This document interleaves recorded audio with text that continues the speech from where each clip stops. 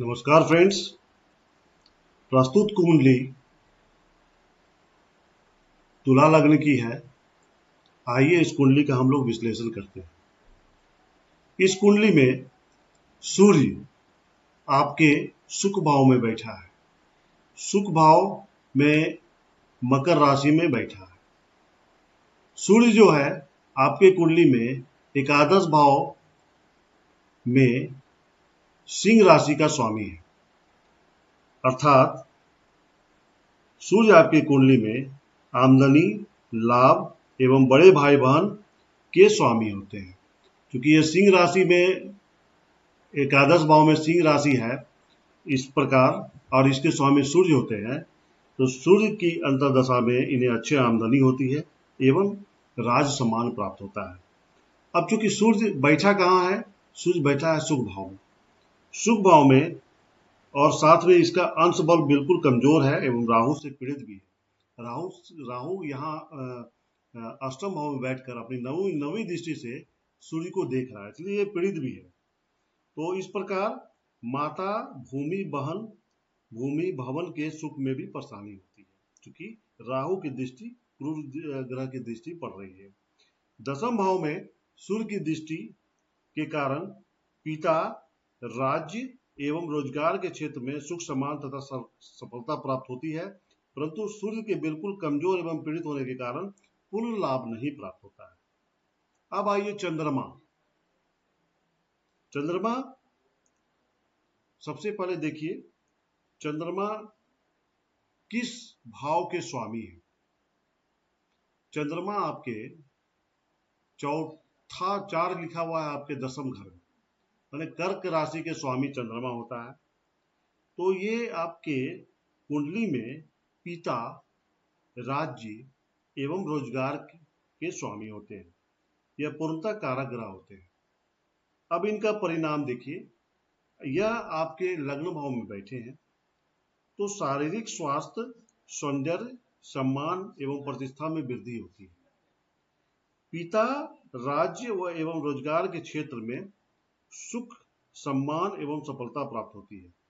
इन दोनों घरों की संबंध बन रहा है, इसीलिए यहाँ पर हमने पिता, राज्य एवं रोजगार, यह घर पिता का भी होता है, राज्य का भी होता है, रोजगार का होता है। इस घर के स्वामी अगर लग्न में बैठे हैं तो इस प्रकार फल मिलता है। अब इनकी सप्तम भाव में दृष्टि के कारण, अब ये देख लीजिए कि यहां से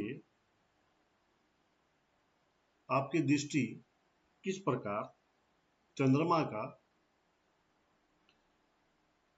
पत्नी एवं वैवाहिक जीवन का सुख प्राप्त होता है।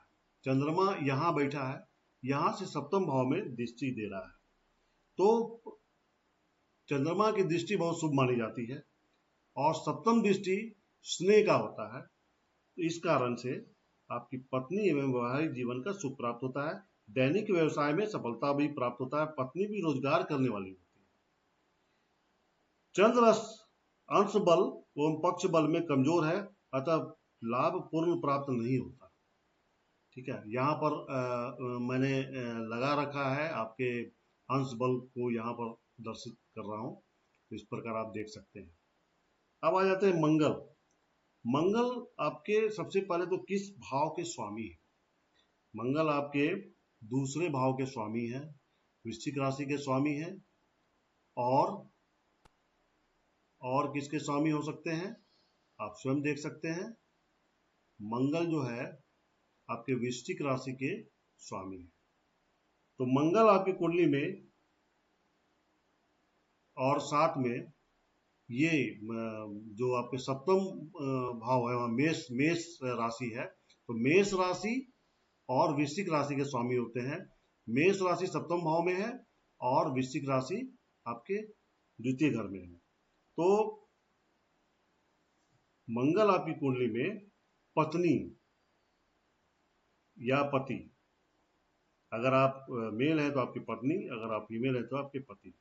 व्यवसाय, क्योंकि सातवां घर व्यवसाय से भी होता है, और दूसरा घर धन एवं कुटुंब के स्वामी होते हैं। आपके कुंडली में मंगल जो है पति पत्नी, व्यवसाय, धन या कुटुंब के स्वामी होते हैं।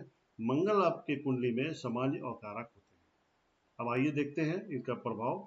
मंगल चूंकि चौथे घर में बैठा है तो माता के मंगल के कारण भूमि, माता, भवन का श्रेष्ठ सुख प्राप्त होता है। क्योंकि मंगल जो है आपके द्वितीय घर के स्वामी भी है, अर्थात धन संग्रह भी होता है। मंगल की दृष्टि आपके 7वें भाव घर में पड़ रही है, अपनी चौथी दृष्टि से देख रहा है, तो पत्नी का सुख प्राप्त होता है। दैनिक व्यवसाय में सफलता प्राप्त होती है। 10वें भाव में दृष्टि के कारण कुछ कठिनाइयों के साथ पिता, राज्य एवं रोजगार के क्षेत्र में सम्मान और सुख प्राप्त होता है। एकादश भाव में चूंकि 4, 7 और 8 है, तो यहाँ मंगल बैठ के अपनी चौथी दृष्टि से पत्नी को देख रहा है, पत्नी वाले घर को देख रहा है, और 7वीं दृष्टि से आपके रोजगार वाले घर को देख रहा है, और 8वीं दृष्टि से आपके लाभ वाले घर को देख रहा है। तो इस प्रकार आमदनी भी अच्छी होती है। अब आते हैं बुध।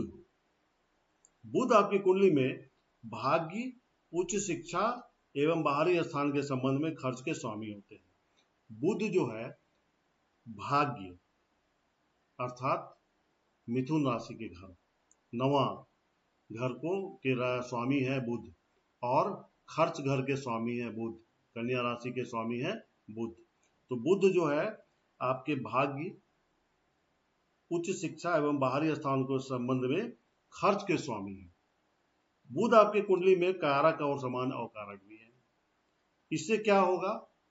बुध कहाँ बैठे हैं? तीसरे घर में। तीसरा घर पराक्रम का होता है, तो पराक्रम में वृद्धि होता है। भाई बहन के, छोटे भाई बहन का सुख प्राप्त होता है।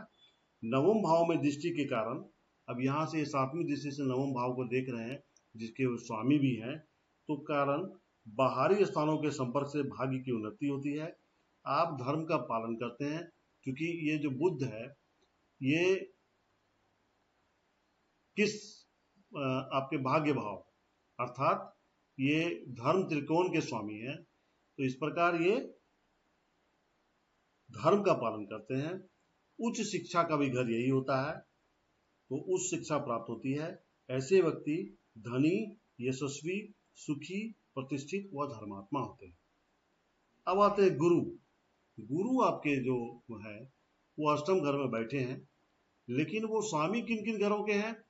तो देखिए, आपके पराक्रम घर के स्वामी हैं, और साथ में आपके रोग ऋण के भी स्वामी हैं। साथ में ये आपके बैठे कहाँ हैं? इन घरों के स्वामी होकर ये आपके 8वें भाव में बैठे हैं। तो इस कारण से ये सरल विपरीत राज्यों का भी निर्माण कर रहे हैं। गुरु राहु के साथ विराजमान है, इसलिए चंडाल दोष का भी निर्माण हो रहा है, जिसके कारण स्वास्थ्य एवं आयु के संबंध में परेशानी हो, क्योंकि ये आयु का भी घर है और गुरु और राहु चंडाल दोष में कहलाता है, इस कारण से आपको परेशानी होगी। दूसरी बात, गुरु जो है रोग ऋण एवं शत्रु के घर के स्वामी है, तो इस प्रकार शत्रु से कभी कभी शत्रु पक्ष से भी परेशानी का सामना करना पड़ेगा, और भाई बहन के सुख में भी कमी होगी। इसके कारण द्वादश भाव में दृष्टि के कारण खर्च अधिक होगा। अब गुरु देखिए आपके यहां से 1, 2, 3, 4, 5 5वीं दृष्टि से द्वादश भाव को देख रहा है, इसके कारण खर्च अधिक रहता है, परंतु बाहरी स्थानों के सहयोग से, संपर्क से सहयोग भी प्राप्त होता है, क्योंकि द्वादश भाव जो है वो विदेश का भी होता है। अब बुध की दृष्टि पड़ रही है, तो इस कारण से वहां से सहयोग प्राप्त होगा। द्वितीय भाव में दृष्टि के कारण कठिन परिश्रम के माध्यम से धन एवं कुटुंब का सुख प्राप्त होता है। अब यहाँ से ये आपके द्वितीय भाव को देख रहे हैं, तो धन और कुटुंब का सहयोग प्राप्त होगा। चतुर्दृष्टि में दृष्टि के कारण कुछ कठिनाइयों के साथ माता, भूमि और भवन का सुख प्राप्त होता है। गुरु की दृष्टि पड़ रही है आपके इन भावों में, क्योंकि राहु के साथ दृष्टि पड़ रही है, इसलिए कुछ कठिनाई जरूर होंगे, फिर भी माता, भूमि एवं भवन का सुख प्राप्त होगा। अब आते हैं शुक्र। शुक्र आपकी कुंडली में स्वास्थ्य, सौंदर्य, आयु के स्वामी होते हैं। शुक्र आपकी कुंडली में कारक भी है, क्योंकि तुला राशि है, तुला राशि के स्वामी शुक्र होते ही हैं, और साथ में आपके कर्क राशि के भी स्वामी होते हैं। तो इस कारण से इन दोनों में संबंध बन रहा है, माता, भूमि, भवन, माता जमीन, मकान, घरेलू सुख, संतान एवं विद्या के स्वामी है। वो किस प्रकार हम लोग देखते हैं, क्योंकि शनि जो है आपके मकर राशि और कुंभ राशि के स्वामी है, दोनों चौथे घर में और पांचवें घर में बैठे हैं। तो इस प्रकार इस नाते से चौथा घर भूमि, भवन, वाहन के स्वामी होते हैं, घरेलू सुख के स्वामी होते हैं, और पांचवा घर जो है मकर कुंभ राशि में है, वो संतान और विद्या के स्वामी होते हैं। शनि आपकी कुंडली में कारक भी है, चूंकि शनि है। तो अब इसका देख लीजिए विश्लेषण। विद्या, बुद्धि एवं संतान का शेष सुख प्राप्त होता है। माता, भूमि, भवन और वाहन के सुख में वृद्धि होती है, क्योंकि इन दोनों घर के स्वामी होकर आपके पांचवें भाव में बैठे हैं। इस कारण से ये श्रेष्ठ सुख प्राप्त हो रहा है। एकादश भाव में दृष्टि के कारण शनि यहाँ बैठकर एक आपके एकादश भाव में दृष्टि दे रहे हैं।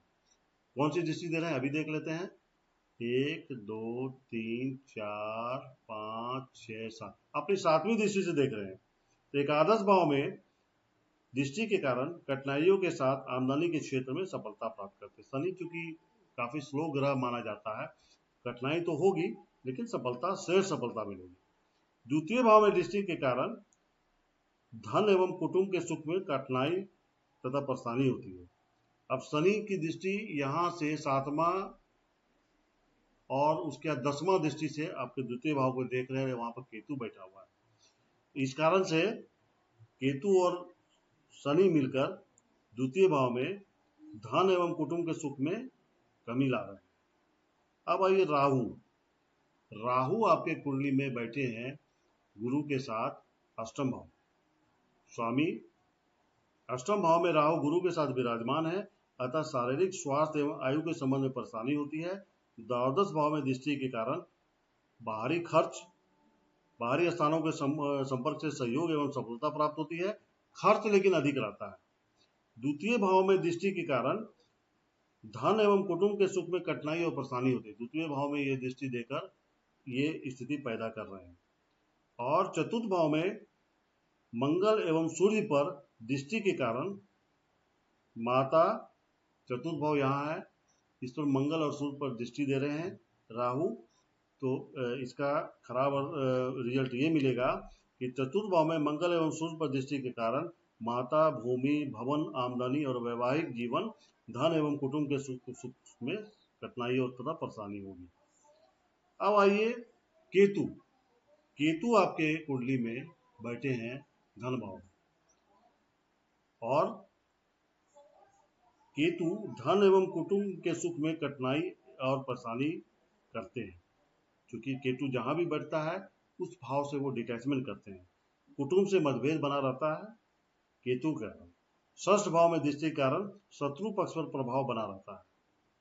षष्ठ भाव यहाँ है, यहाँ से ये 1 2 3 4 1 2 3 4 5वीं दृष्टि दे रहे हैं।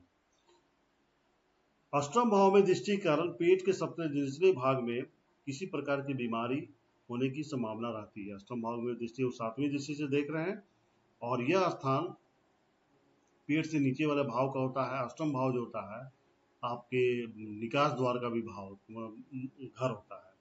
तो इस प्रकार पाइल्स संबंधी बीमारी होने की पूरी संभावना रहेगी। दसम भाव में दृष्टि के कारण राज्य एवं रोजगार के क्षेत्र में भी परेशानी होगा। दसम भाव में दृष्टि 10वीं दृष्टि से देख रहे हैं, 9वीं दृष्टि से देखेंगे तो ये परेशानी होगी। तो ये था इस कुंडली का संपूर्ण विश्लेषण। आपको हमारा विश्लेषण कैसा लगा कृपया कमेंट करके जरूर बताएं। धन्यवाद।